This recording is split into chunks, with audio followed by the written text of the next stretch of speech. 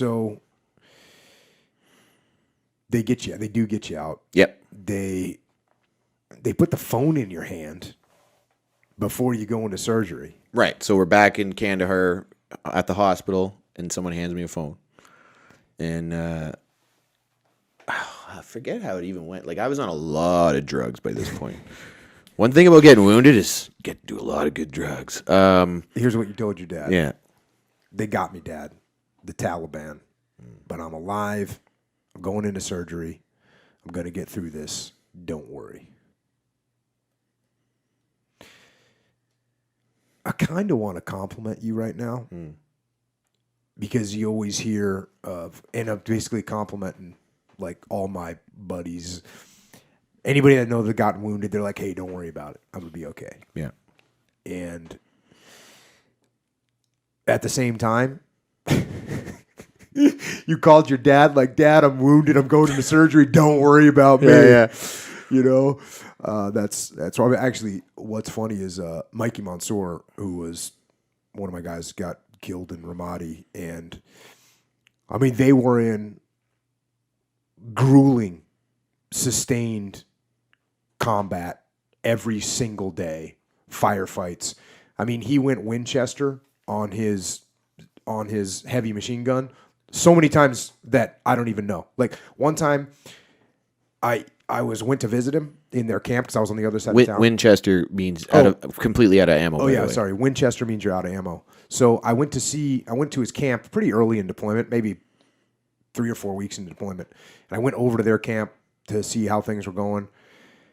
And someone's like, "Oh, go check out the video that Mikey made." And I go, "Okay, cool." And Mikey shows me this video, and it's like a firefight happening. Yeah.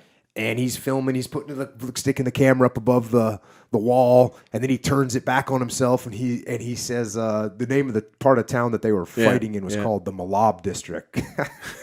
And Mikey points the camera at himself, and he goes, "It's the Mulab."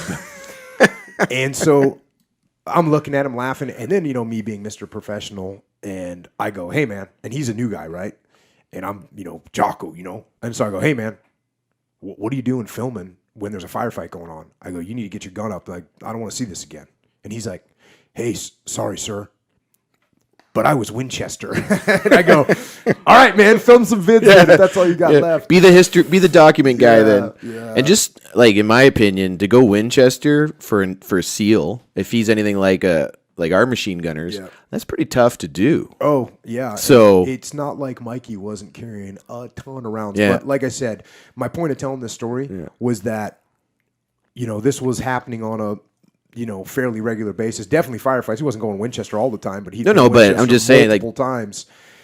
And he was in, you know, almost daily firefights, right? I remember that this is an actual number. So the first 24 operations that element went on in a row, they got into a firefight in the city. Yeah.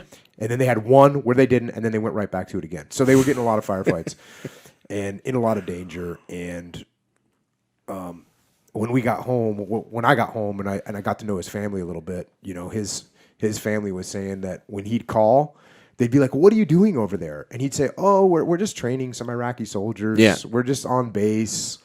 Just, you know, don't worry about anything. It's just fine." Typical combat soldiers stories to the family. Typical badass. Yeah. So that reminds me of you. Don't worry about it, Dad.